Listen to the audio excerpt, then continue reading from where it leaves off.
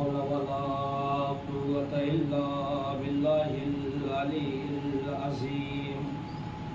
أعوذ بالله من الشيطان الرجيم. بسم الله الرحمن الرحيم. الحمد لله الذي هدانا لهذا وما كنا لنهتدي لولا أن هدانا الله. لقد جاءت رسل ربنا بالحق والصلاة والسلام والتحية والإكرام على سيد أسلم ما في الوجود سر الله في كل موجود نقطة دائرة الوجود وصاحب لواء الحمد والمقام المحمود مولانا ومولى الثقلين جد الحسن والحسين أبي القاسم محمد اللهم صل على محمد وعلى محمد وعلى أهل بيت الطيبين الطاهرين المعصومين المظلومين ولعنة الله على أعدائهم من يومنا هذا إلى قيام يوم الدين. أما بعد فقد قال الله تعالى وتبارك في كتابه الكريم وهو أصدق الصادقين وقوله الحق. بسم الله الرحمن الرحيم. تبارك الذي نزل الفرقان على عبده ليكون للعالمين نذيرا. اللهم صل على محمد وعلى محمد. حاضرین گرامی قدر نامبرداران سید الشہداء، قرآن مجید اللہ کا وہ محکم کلام ہے جس کو اس نے اپنے حبیب کے سینے پہ بطور معجزہ نازل کیا اور فرمایا کہ تبارک الذی نزل الفرقان علی عبدہ لیکون للعالمین نذیرا، کہ محترم اور مکرم اور بابرکت ہے وہ ذات کہ جس نے اپنے عبد پہ فرقان نازل کیا اور اس کو عالمین کے لیے نذیر بنایا۔ قرآن مجید میں اللہ نے ہر خوشبوتر کا مسئلہ رکھ دیا اور ارشاد فرمایا کہ ان کنتم فی ریب مما نزلنا علی عبدنا فاتوا بسورۃ من مثلہ، کہ اے کفار مکہ، اے دشمن دین و اسلام و نبوت، تمہیں اس کتاب کے بارے میں شک ہے تو تم سارے زمانے والے اس کتاب کا جواب لاؤ۔ عزیزان محترم، پیغمبر اسلام نے اپنے زندگی کے آخری دور میں حدیث ارشاد فرمائی تھی جسے حدیث ثقلین کہا جاتا ہے کہ انی تارکم فیکم الثقلین کتاب اللہ و عبرتی، کہ میں تم میں دو گراں قدر چیزیں چھوڑے جا رہا ہوں، ایک اللہ کی کتاب ہے اور دوسری میری عطرت یعنی میرے اہل بیت ہیں، ان سے تم وابستہ رہنا، کبھی جدا نہ ہونا۔ اور اللہ نے قرآن مجید میں کہا کہ ان کنتم فی ریب مما نزلنا علی عبدنا فاتوا بسورۃ من مثلہ، یہاں ارشاد ہوا کہ اے کفار مکہ، اے دشمن دین و اسلام و نبوت، تمہیں اس کتاب کے بارے میں شک ہے، اس قرآن کے بارے میں شک ہے تو تم اس کا جواب لاؤ۔ اس لیے کہ پیغمبر اسلام نے دو چیزیں اہم چھوڑی ہیں، ایک قرآن ہے اور ایک اہل بیت ہے، ایک قرآن ناطق ہے، ایک قرآن صامت ہے، اور دونوں کا جواب زمانہ کبھی نہیں لا سکتا۔ 1400 سال گزرنے کے بعد زمانہ آج تک قرآن صامت کا جواب نہیں لا سکتا ہے، तो जब 1400 बरस में कुरान सामित का जवाब इंसान नहीं ला सका, तो वो जो कुरान नातिक है, जो मिंबर पे बैठ के सरूनी का दावा करता है, मिंबर पे बैठ के आसमान के बारे में मुझसे ऐसे का कहाँ से जवाब लाया जा सकता है? ये कुरान मजीद का तर्ज इस्तिदलाल है, कुरान मजीद के अहकामात की यकसानियत है कि आयत नाजिल हुई कि अफला यतदब्बरून अल-कुरान, के कुरान मजीद में गौर फिक्र करो, कुरान मजीद में तलाश करो, कुरान मजीद में जुस्तजू करो। अगर कुरान अल्लाह के जानिब के अलावा किसी गैर की जानिब से होता तो इसमें इख्तिलाफ पाए जाते, लेकिन जो शय भी अल्लाह की तरफ से होती है उसमें कोई इख्तिलाफ नहीं होता है। रिसालत, नबूवत हो या रिसालत, रिसालत हो या इमामत, इमामत हो या क़यामत, जो शय भी अल्लाह की तरफ से होती है उसमें कोई इख्तिलाफ नहीं होता है। इसलिए कि खुदा बंद आलम को अपनी कुर्सी बचाने के लिए भाई भाई से लड़ाने की जरूरत नहीं है। समावात वाला जो की कुर्सी किसी जोग्राफियाई ममलिकत की कुर्सी हो जाएगी, चली जाएगी इलेक्शन में। खुदा बंदे आदम को अपनी कुर्सी बचाने के लिए भाई भाई से लड़ाने की जरूरत नहीं है। उसकी बात ही छोड़िए, उसने कायनात में 1,24,000 अंबिया कलाम भेजे और भेजने के बाद इसमें उसने बता दिया कि हमने जिसे रसूल बनाना था बना दिया, जिसे नबी बनाना था बना दिया, जिसे इमाम बनाना था बना दिया। कहा कि हम बनाने के बाद किसी को हटाते नहीं है, इसलिए कि अगर हटाएंगे तो जमाना कहेगा कि कैसे को नबी बना के भेजा था, कैसे को रसूल बना के भेजा था, कैसे को इमाम बना के भेजा था। अब अज़ीज़ान मोहतरम अल्लाह ही ने बंदों की हिदायत के लिए भेजता है। अल्लाह सारी जिम्मेदारी उनकी अपने पास रखता है। अब अज़ीज़ान मोहतरम इख्तिलाफ वहाँ नहीं होगा जो अल्लाह की तरफ से होंगे, इख्तिलाफ वहाँ होगा जहाँ बंदे होंगे। इसलिए कि बंदों को इक़्तिदार चाहिए, लेकिन अल्लाह की तरफ से जो आते हैं उन्हें इक़्तिदार नहीं चाहिए, उन्हें दौलत नहीं चाहिए, उन्हें शोहरत नहीं चाहिए। वो तो ऐसे बन के आते हैं कि अगर वो चाँद की तरफ इशारा कर दे तो वो सूरज को इशारा कर दे तो सूरज पलट जाए, वो सितारे को इशारा कर दे तो उनके दर पे आ जाए। और ये तो मखलूक है, ये सारी चीजें अल्लाह ने बनाई हुई हैं, लेकिन जो इंसान बनाए हुए है ये उसे भी इशारा कर दे तो वो भी इनके कौल पे अमल करेगा। जैसे हमारे छठे साथ में इमाम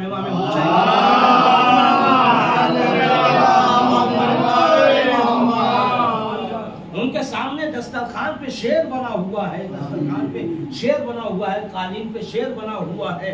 और जब जादूगर बार बार इमाम जब निवाला उठाते हैं, मुंह तक पहुंचाना चाहते हैं, तो वो निवाला गायब कर देता है। 1 मरतबा हुआ, 2 मरतबा हुआ, 3 मरतबा हुआ, और इमाम ने उस बने हुए कालीन की तरफ इशारा किया, कालीन पे बने हुए शेर की तरफ इशारा किया, जिसे हम जैसे गुनाहगार इंसानों ने बनाया था, जिसे अल्लाह ने नहीं बनाया था, किसी अंबिया ने नहीं बनाया था, हम जैसे गुनाहगार इंसानों ने बनाया था। उस शेर से इमाम ने कहा कि ये तुम्हारे इमाम की तौहीन कर रहा है, तू देख रहा है। और वो कालीन पे बना हुआ शेर सामने आया, कालीन से उभर कर और जादूगर को निगल गया। और जब जादूगर को निगल गया तो एक मतलब हारून रशीद कहता है कि मौला मैं आपके सामने हाथ जोड़ता हूँ, मौला आप शेर से कहिए कि इस जादूगर को निगल जाए। आपने शेर की फितरत देखा होगा, कभी शेर निगलता नहीं है, फाड़ के खाता है, मगर वो शेर मौला ने कहा कि इसे निगल जाओ,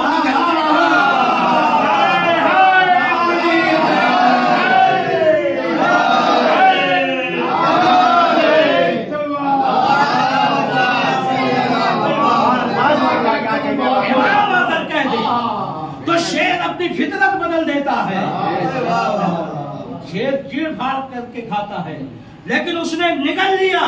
और जब हारून रशीद ने कहा कि मौला आप इस शेर को हुक्म दीजिए कि ये हमारे जादूगर को उगल दे, तो जनाबे मूसा काज़िम अलैहिस्सलाम ने कहा कि अगर जनाबे मूसा का आसा सांप को निगलने के बाद उगलता तो ये शेर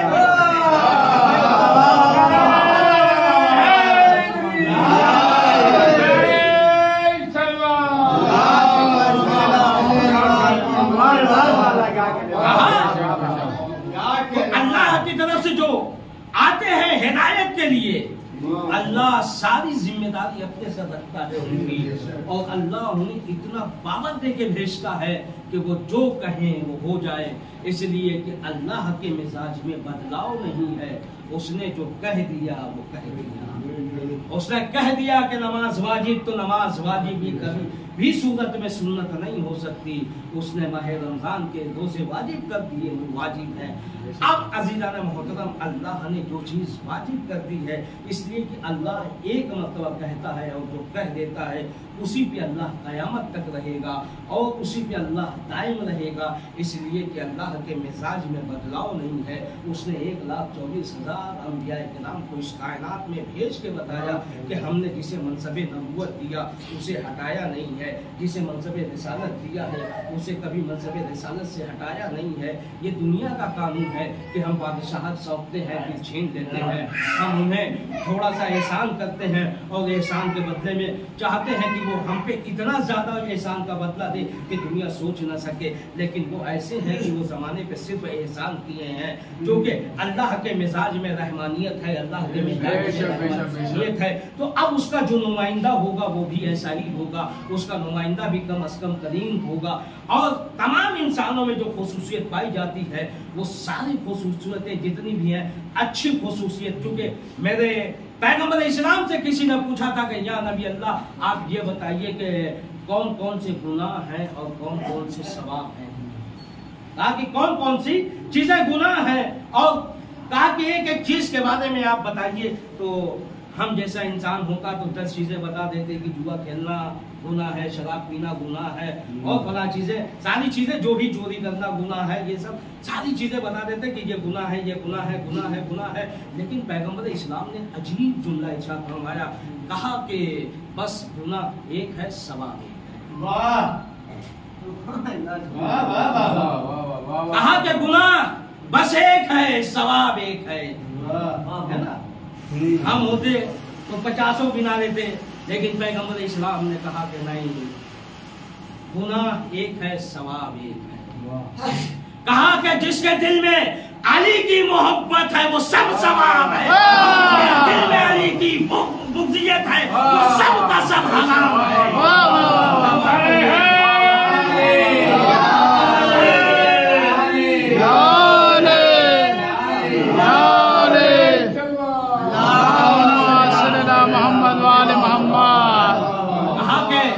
علی کی بغضیت میں اگر کوئی انسان کچھ بھی کرے سب گناہ گناہ ہے۔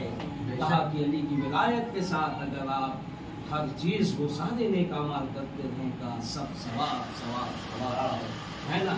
تو عزیز اللہ کی طرف سے جو آتے ہیں وہ کبھی بھی کسی لالچ میں نہیں آتے ہیں، بلکہ اللہ کی ایک صفت ہے کہ کن فیکون، وہ جو چاہتا ہے وہ فوراً جو وہ چاہتا ہے وہ فوراً ہو جاتا ہے۔ اب عزیزان محترم، وہ چاہتا ہے تو ہو کیسے جاتا ہے؟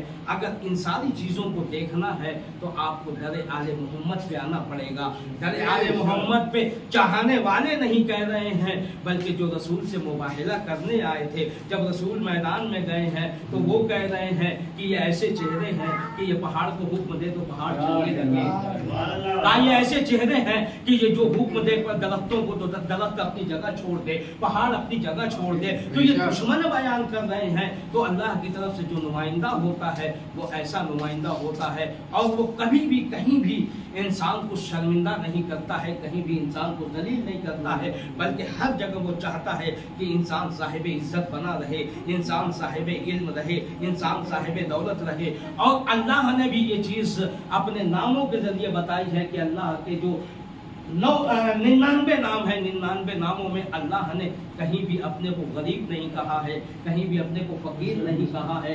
اس لیے اللہ بھی چاہتا ہے کہ تمام کے تمام انسان جو ہے امیر رہیں، کوئی بھی غریب نہ رہے۔ اور خداوند عالم جہاں رحمان ہے، جہاں رحیم ہے، وہیں اللہ نے کہا کہ میں علیم ہوں۔ तो अब अजीज़ान मोहतरम जहाँ वो चाहता है कि तमाम के तमाम इंसान जानने वाले हों यानी तालीम याफ्ता हों, अब अजीज़ान मोहतरम जो तालीम याफ्ता होता है जब वो मिंबर पे आएगा तो वो जो चाहे कहे, वो जो चाहे कहे, वो सब अल्लाह की तरफ से होगा, इसलिए कि वो अल्लाह का नुमाइंदा है। अगर वो दावा ये करे कि सलूनी सलूनी जो पूछना हो पूछ लो, जो पूछना हो पूछ लो, जमाने वाले कुछ भी पूछे, ये जवाब ऐसे देता है कि जैसे कभी सोचा ही नहीं है।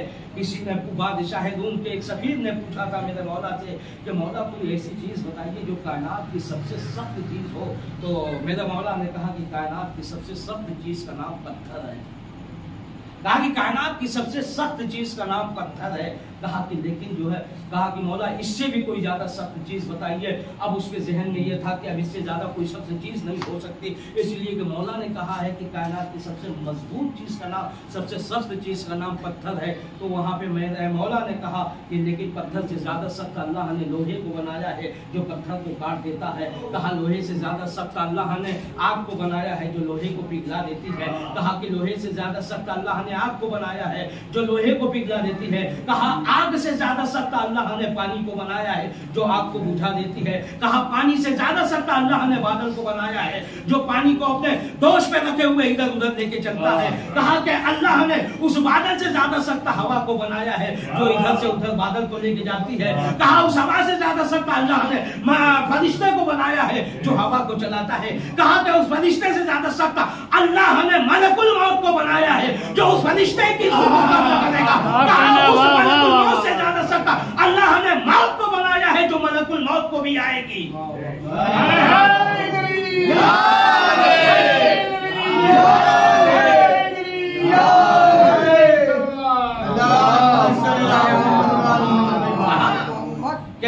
उससे ज्यादा सख्त मलकुल मौत से भी ज्यादा सख्त मौत है जो मलकुल मौत को भी आएगी। कहा कि उस मौत से भी ज्यादा सख्त अल्लाह है जो मौत को भी खल्क किए हुए है। सलवात पढ़िए।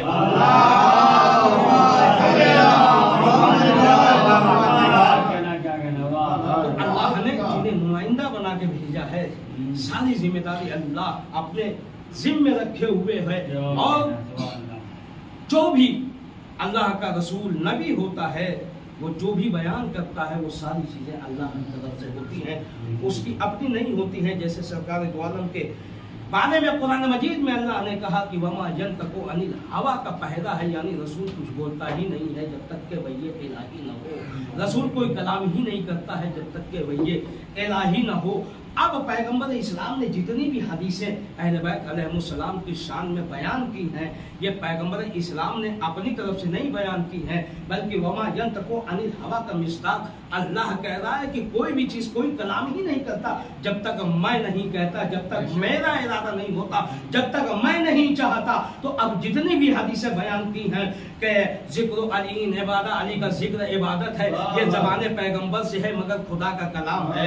ये जिक्र अली हुब्बु अली इबादत, अली की मोहब्बत इबादत है, ये पैगंबर इस्लाम ने कहा है। लेकिन वमा यंतकु अनिल हवा का पहरा भी लगा हुआ है। अल हसन वल हुसैन सय्यद शबाब अहले जन्नत, हसन और हुसैन जन्नत के जवानों के सरदार है, पैगंबर इस्लाम ने कहा है। लेकिन वमा यंतकु अनिल हवा का पहरा है फातिमा सय्यदतुन निसाइल आलमीन, अगर कहा है तो जो वमा यंतकु अनिल हवा का पहरा है। अगर या अली अंत कसीमुल जन्न वन नार कहा है तो ये समझिए ये पैगंबर इस्लाम ने नहीं कहा है, बल्कि वमा यंतकु अनिल हवा का पहरा लगा हुआ है। तो अब अहले बैत के शान में जितने भी पैगंबर इस्लाम ने हदीसें बयान की हैं, इन सब को बयान करवाने वाला अल्लाह है, इसलिए कि अल्लाह के लफ्ज है, नबी की जबान से जारी हुआ है और इसे हम हदीस कहते हैं। चूंकि कुरान एक अलग चीज है, हदीस अलग है, हदीस कुदसी वो अलग है। अब तीनों में थोड़ा सा फर्क समझ लीजिए। कुरान वो है जिसमें लफ्ज भी अल्लाह के होते हैं, जुमले भी अल्लाह के होते हैं, मफहूम भी अल्लाह के होते हैं, यानी पूरा का पूरा जो है अल्लाह का होता है। हदीस कुदसी वो है जिसमें मफहूम अल्लाह के होते हैं लेकिन जुमले नबी के होते हैं। हदीस वो होती है जिसमें जुमले भी नबी के होते हैं, मफहूम भी अली के होते हैं, लेकिन सिर्फ अल्लाह का इरादा होता है। क्योंकि अल्लाह अपने नबी पे वमा यंतकु अनिल हवा का पहरा लगा के कायनात में भेजा है। अब अज़ीज़ान मोहतरम जब तीनों को देखेंगे और तीनों को मिलाएंगे तो समझ में ये आएगा कि हदीस भी वही है, हदीस कुर्सी भी वही है, कुरान भी वही है। और जमाने को ये दिखाने के लिए अल्लाह ने जहां किताब भेजा वही मौलाए कायनात ने जमाने को नहजुल बलागा देके बताया कि जमाना जब पढ़ लिख कर तरक्की करेगा और जब किसी मंजिले कमाल में पहुंचेगा तो जमाना ये कहने पे मजबूर हो जाएगा कि नहजुल बलागा का जो लिखने वाला है वही कुरान का लिखने वाला है, वही नहजुल बलागा का लिखने वाला है। सलावत पढ़िए।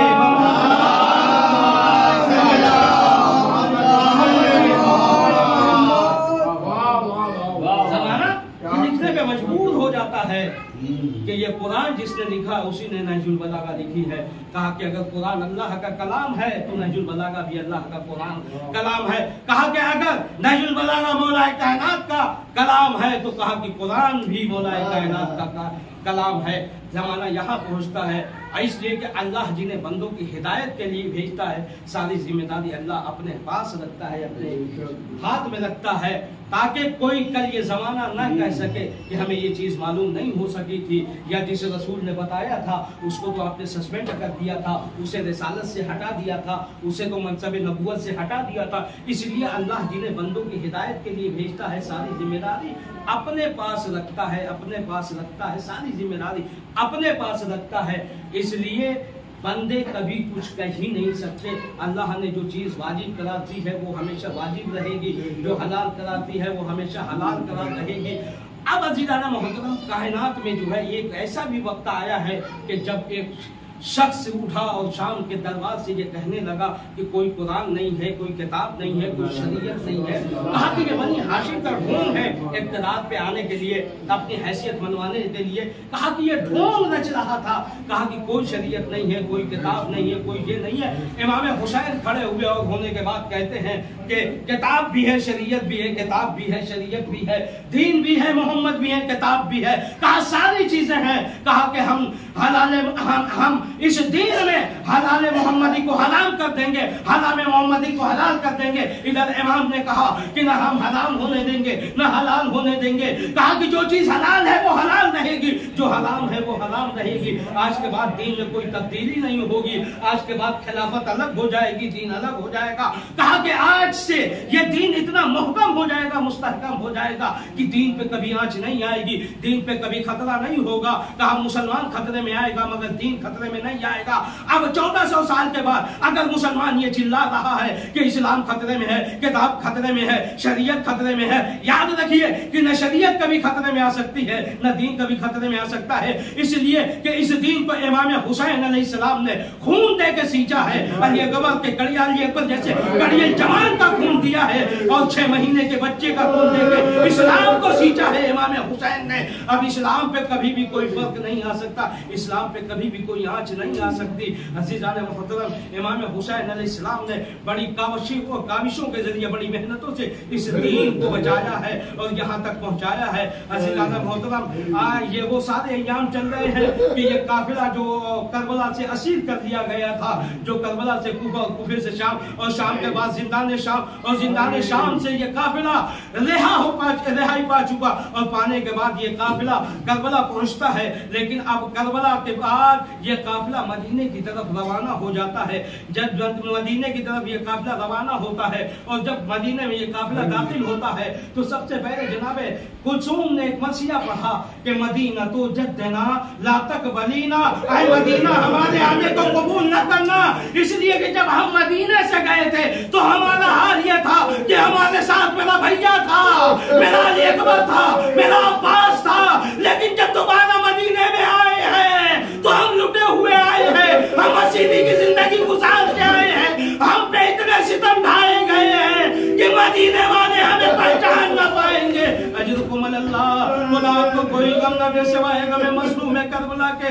उसके बाद तारीख ने लिखा है कि जहां जनाबे कुलसूम ने ये मरसिया पढ़ा, ज़ैनब जब रोज़े रसूल के करीब पहुंची है, सबसे पहले ये हुआ है कि आपको रोज़े रसूल पे जाना है। रोज़े रसूल के जब करीब पहुंची है तो एक मरतबा से ये सज्जाद ने हुक्म दिया कि यहाँ काफिला रोक दिया जाए। काफिला रोका गया। जब काफिला रोका गया तो जनाबे ज़ैनब ने खुद को ऊंट से गिरा लिया है और सारी बीबियां ऊंट से उतरी हैं, यानी फिजा اونٹ سے اتری ہے، رباب اونٹ سے اتری ہے، لیلا اونٹ سے اتری ہے، فضوہ اونٹ سے اتری ہے، جناب فضہ اونٹ سے اتری ہے، لیکن زینب نے خود کو اونٹ سے گرایا ہے اور گرانے کے بعد گھٹنوں کے بل چل کر روضہ رسول پہ جاتی ہے اور جانے کے بعد کہتی ہے نانا زینب آ گئی ہے، مگر افسوس اس بات کا ہے کہ زینب زندہ آئی ہے، کربلا میں اپنے ماں جاہے کو چھوڑ کے آئی ہے، کربلا میں اپنے بھائی عباس کو چھوڑ کے آئی ہے، کربلا میں علی اکبر کو کھو کے آئی ہے، قاسم کو کھو کے آئی ہے،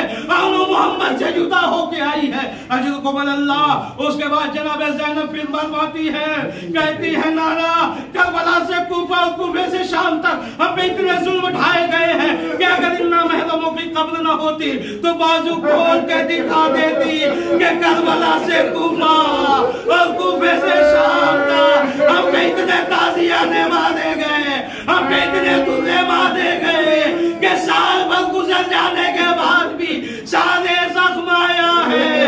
اجرکم اللہ۔ علی کی بیٹی نے آخری جملہ کہا نانا نانا وہ پچھتائے گا ظلم جو مجھ پر نہیں ہوا ہے۔ اجرکم اللہ۔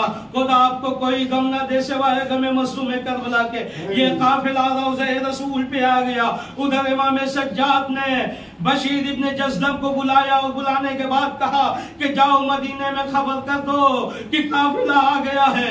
جو 28 رجب کو قافلہ چلا تھا وہ قافلہ آ گیا۔ بشیر ابن جزدم مدینے میں جاتا ہے، مدینے کی گلیوں کو طے کرتا ہوا اعلان کرتا ہوا مدینے میں داخل ہوتا ہے، کہتا ہے اے مدینے والوں، یہاں سے جو قافلہ گیا تھا وہ واپس آ گیا ہے، روضہ رسول پہ قافلہ رکا ہوا ہے۔ یہ آواز دیتے ہوئے بشیر ابن جزدم جب محلہ بنی ہاشم میں جاتا ہے، ایک بچے نے بشیر کا ہاتھ پکڑا اور پکڑنے کے بعد کہتا ہے تو کس قافلے کی بات کر رہا ہے؟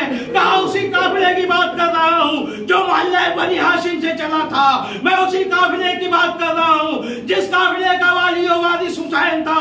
ایک مرتبہ اس بچے نے ہاتھ پکڑا اور پکڑنے کے بعد کہا یہ بات تو یہاں نہیں میری دادی سے جا کے کہے۔ ایک مرتبہ ام البنین کے قریب بشیر ابن جزدم جاتا ہے اور جانے کے بعد کہتا ہے کہ ہاں میں اسی قافلے کی بات کر رہا ہوں۔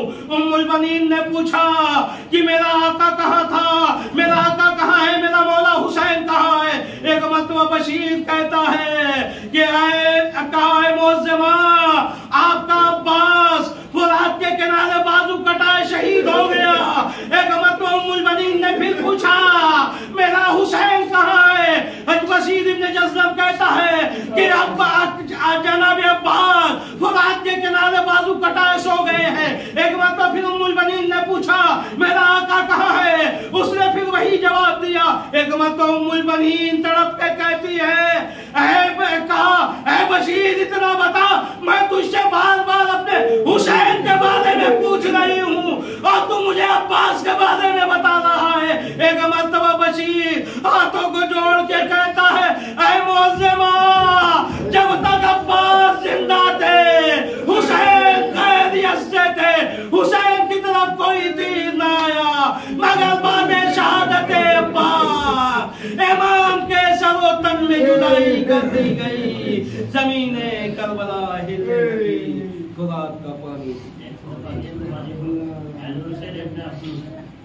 آپ حضرات ایک بات سنیں، ہم لوگ ایک بات سنیں کی دعوت فرما کر مرحوم عین الحسین ابن عبد الحسین کی